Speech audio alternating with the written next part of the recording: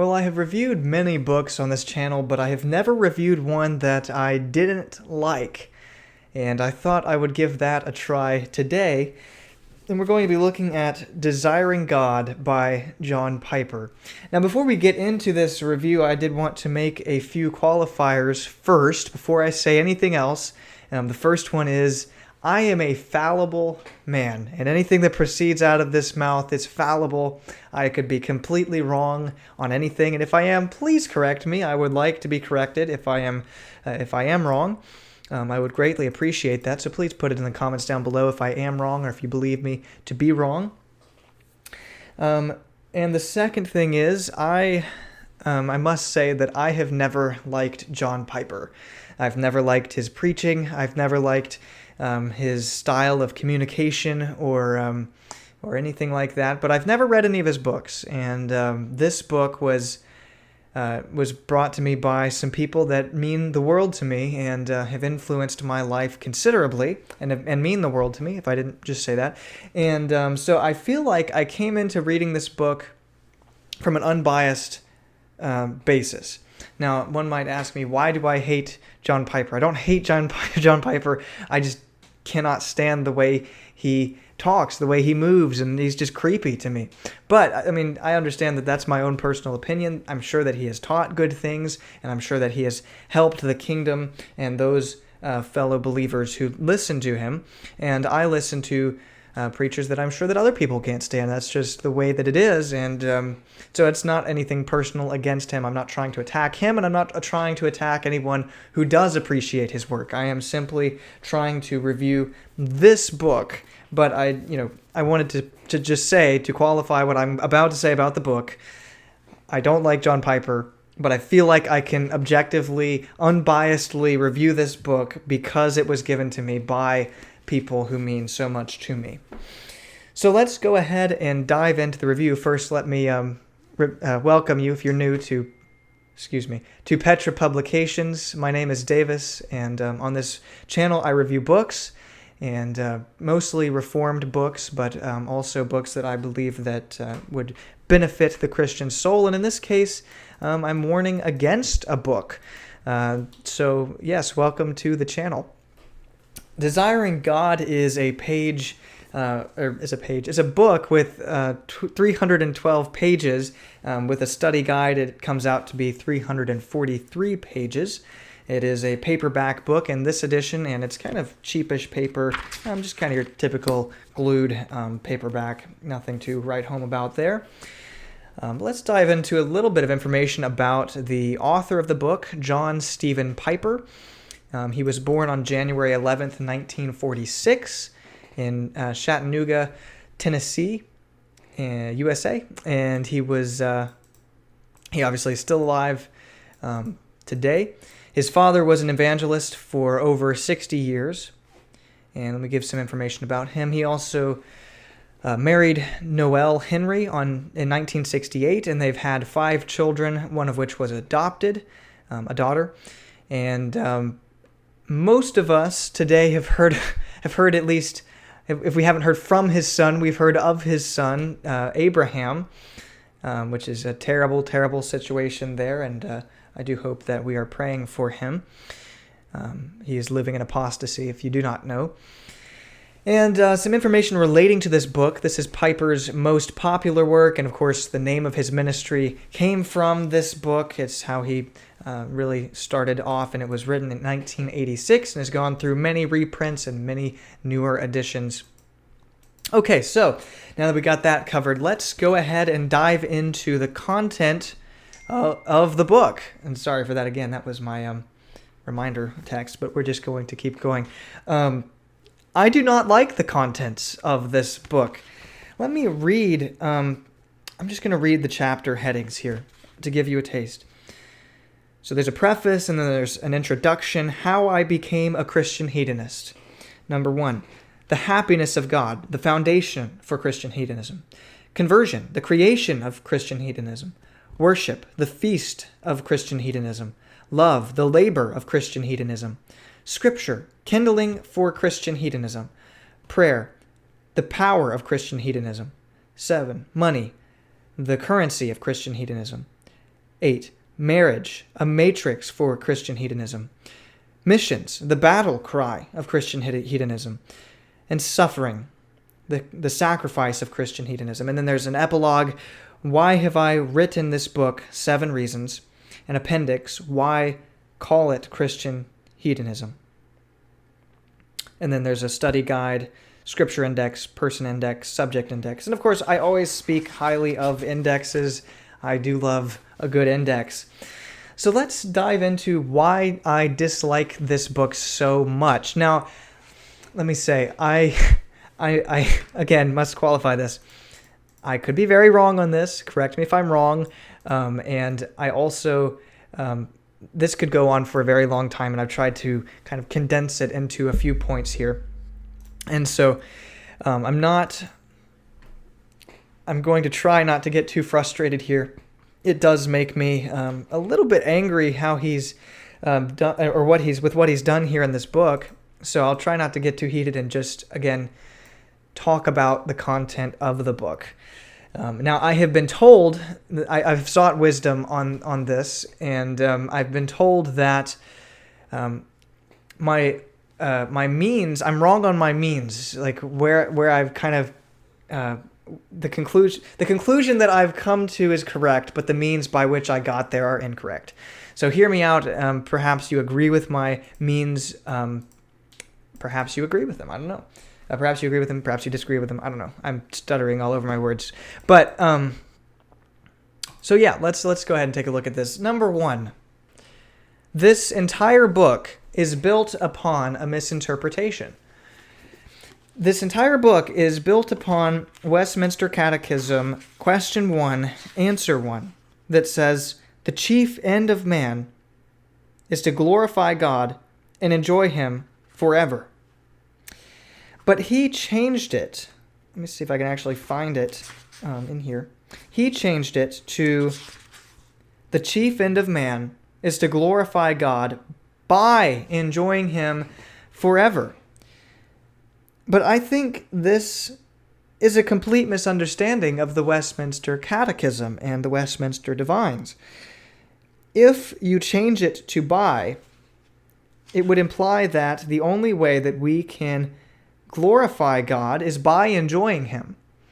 And we know that from Romans 9, that is not the case, that even those made for dishonorable use are glorifying to the Father, because He has made them, and they will glorify the Father in the end, whether we understand that or not. And yet He's saying that the only way to understand, or to glorify Him, is to enjoy Him. And this also would imply, I believe, the reverse, that the only way to glorify God, or wait, did I say that? The only way to enjoy God is by glorifying Him. That's what I'm trying to say. And that may be true, but that's not why we glorify God, which I will dive into in just a moment.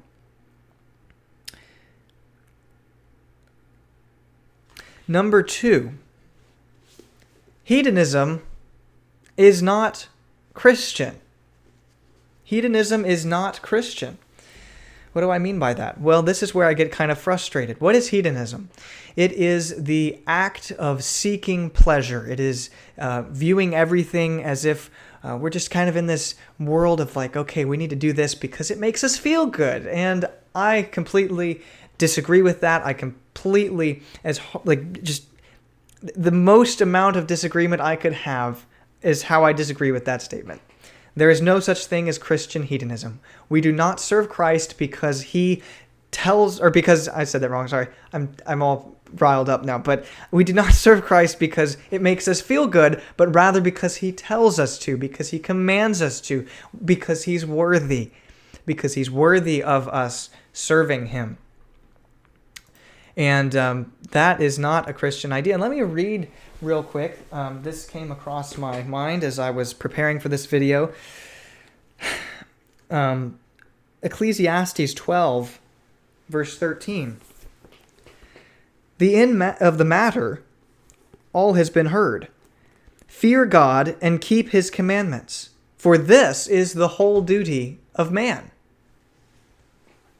So what is the chief end of man? To glorify God and enjoy Him forever. What does that include? That includes doing things for God because He has commanded it, not because it feels good to us. What does this say? It says, fear God and keep His commandments. Why? Because He's commanded it. He's God. He deserves us. He is so holy and so righteous that He deserves our doing what He says. If we were simply doing it for our own pleasure, there are worse things we would want to be doing. For instance, we have entire decades of the 20th century built upon this idea that if it feels good, just do it. And what do we have? We have a lot of druggies, and we have a lot of alcoholics, and a lot of illegitimate children. And I should also add to that list that we also in today's world see a lot of the same thing. What makes you feel good? You can do whatever you want. Be you. Be who you are. We see that in a lot of pride things today as we are living right now. And you see that because that's what pleasure is to the human body. That's what it is. And we do not turn to God when we are searching for pleasure. We turn to the world when we are seeking pleasure. That is a completely inconsistent idea there. So I do not believe that hedonism is Christian. It is not Christian. Number 3, hedonism goes against biblical Reformed teaching. Now, of course, if it's not Christian, it's not Reformed, but more specifically, it's not Reformed. We believe in a sovereign God. We believe in the sovereignty of God, and we believe in the glory of God. And I believe that this idea of hedonism, Christian hedonism, is in complete contradiction to Reformed teaching. Now, of course, Piper is a known Calvinist, but it seems to me that he's one of those Calvinists that is Calvinist by name, but not in teaching. Just based upon this book. Hedonism is not Reformed. It is in opposition to Reformed theology. Number 4, and this is a big one. Hedonism focuses the purpose of Christianity on the individual and not God. This is a big one. Let me turn to a chapter in here on prayer.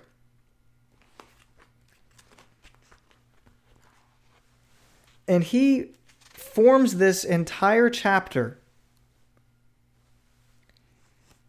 to be self-centered. He even says, some may ask, is prayer self-centered? And he's saying, well, if it is our pursuit of pleasure, then yes. Yes, prayer is self-centered. And I am sitting here appalled that anyone would ever say that. We do not pray for pleasure's sake. We pray because, again, God has commanded us to pray. He's commanded us to get on our knees. Why? Because He's worthy. He's worthy. And so I wrote here in the back of the chapter, and this is very important, we do not pray for the sake of feelings. Rather, we must pray and have faith even when our feelings are vacant. That is faith. So, in other words, he's saying we pray because we want our feelings, we want this. But in reality, the fact of the matter is our feelings are up and down. Our feelings are inconsistent. Our feelings some days are gone completely. And so we don't get on our knees and worship and pray to God and commune with Him for our own benefit. Rather, in the times when we don't feel anything, we still do those things out of faith. I believe that in God. I believe in the cross of Christ and His atoning blood on my behalf. I believe that I am covered in that and washed as white as snow, though I feel nothing. I kneel before you, God.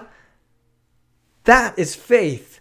Not, make me feel good, God. That's ridiculous and nearly blasphemous. And I'm not even sure you're worshiping the same God at that point.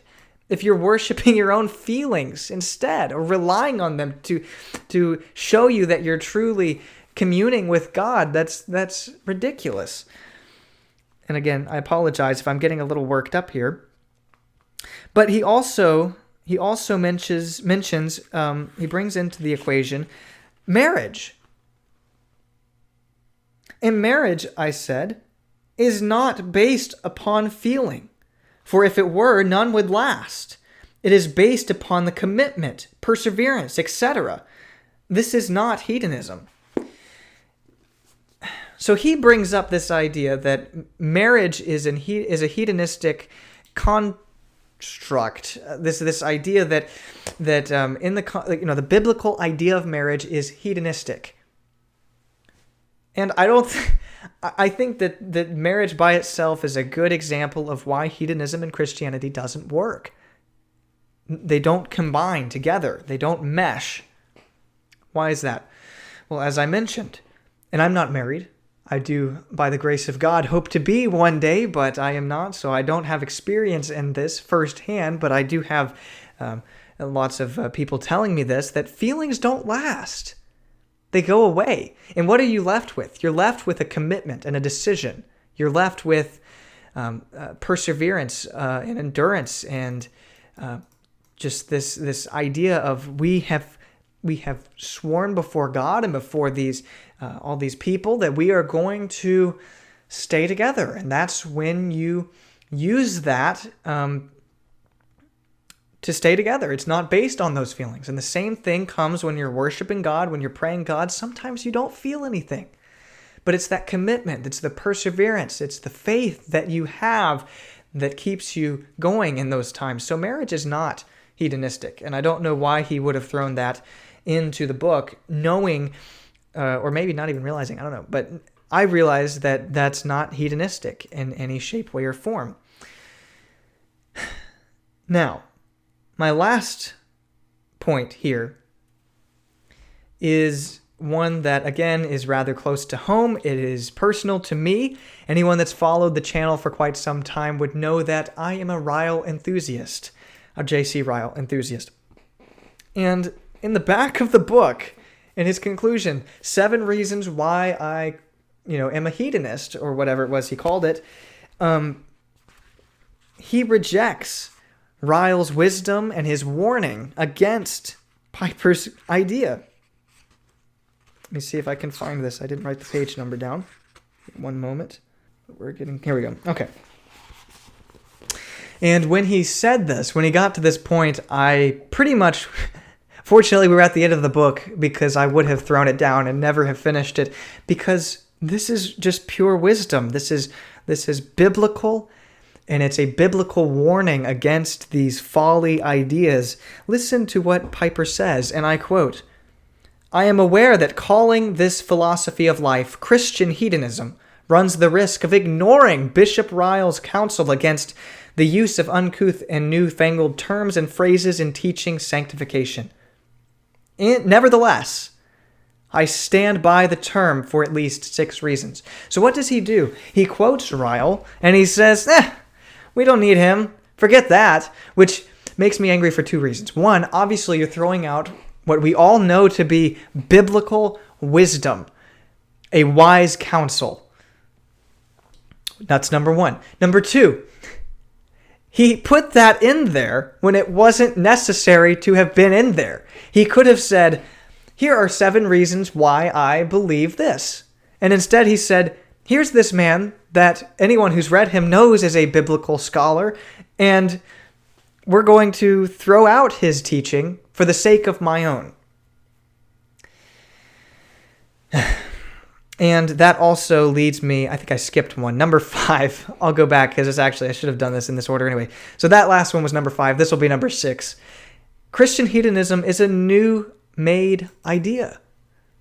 It's a new idea. This is not orthodox. It's not historically in church history. You don't look back and see this idea of hedonism and that we're worshiping God for the sake of our own feelings. Now, of course, he does quote the Bible. He does quote Jonathan Edwards and C.S. Lewis, and I think that those are great resources to have. He's kind of compiled good quotes that are usable and would be great to add into your own paper or your own work if you were writing something. But he takes them out of context, and I don't think that hedonism is what they're talking about when he quotes them. And so Paul Washer once said, if you come up with this new idea, you're reading the scriptures and you come across this grand idea, and of course I'm paraphrasing what he says, but you come across this grand idea and you think it's the greatest thing, it's a new discovery. What you do with that is you take that doctrine and you compare it with all of church history. And if you do that and you see that all of church history, or at least the majority of it, is standing against you, who is probably wrong? And of course, that's a rhetorical question. Of course, it's you that's wrong. And so as I look back into church history and see nothing about hedonism, again, if I'm wrong, please correct me in the comments below. I do not mean this to come across as arrogant or as if I know more than the man with doctorate degrees and all kinds of education in this field. Don't take me in the wrong way. But I look back into church history and I don't see Christian hedonism. I just don't. I think that it's a very dangerous idea. And I even described it to someone as I was thinking through all of this, I described it as just a different version of the prosperity gospel. And that's a very harsh thing to say, and I must be very careful when I say that. But think about it. What does the prosperity gospel offer you? Sorry for that again. What does the prosperity gospel offer you? It offers you money. It offers you comfort and wealth and financial gain. But what does this idea of Christian hedonism give you? It gives you pleasure and comfort. It gives you feelings of just this ooey gooiness and just, it feels so good. And so I would compare it to the same. Sorry, I should have turned that off. But I would compare that to the same thing. It's a very dangerous idea, and it takes the center, the focus away from God and places it upon the man, the individual. And so, as I would do in any other review, I'm trying to be as fair as possible here. Are there any books better on this topic? And I would have to say yes, there are better books on this topic. And I have here in my notes, and I will mostly say this as a joke. I don't really mean this, but almost any book that I have read has made me desire God more than this book. It's very difficult. It's such a popular book. It runs in Reformed circles. People think very highly of it, and they think very highly of its author. And so I don't mean to come across in an arrogant, cocky way that is, I am holier than thou, and I know more than he does, and absolutely not. Absolutely not. But these are just some concerns that I have with this book. And so would I buy this book? No. It only confuses the Christian reader. My experience with this book was just complete and utter confusion. I did not gain anything out of this book. I didn't feel any closer to God. I didn't feel edified in any way. I left confused. And I left just baffled. And then I felt weird praying because I felt like I was praying for the wrong reasons. And and reading the scriptures, why was I doing that? Was it for my own personal gain, or was it so that I could understand God better and serve him better, not for my own personal gain, but for the glory of himself? That's the question. And so, no, I would not buy this book. Now, if you by chance were edified by this book and you were given some sort of new wisdom, new knowledge out of this book, please put it in the comments below, because I am interested to know what it is and what I missed. I want to think higher of this book than I do. I really do. So I don't have any quotes. I pretty much read everything that I wanted to read in that. I don't have any extra stuff there. I guess this review has been long enough as it is anyway, but yes, please leave a comment down below if you've read this book and you found it helpful. And if you haven't and you found this review helpful, please also let me know down in the comments below. I always appreciate hearing from you. I hope you're having a wonderful Lord's Day thus far, and I hope to see you again very soon, Lord willing. God bless. Bye.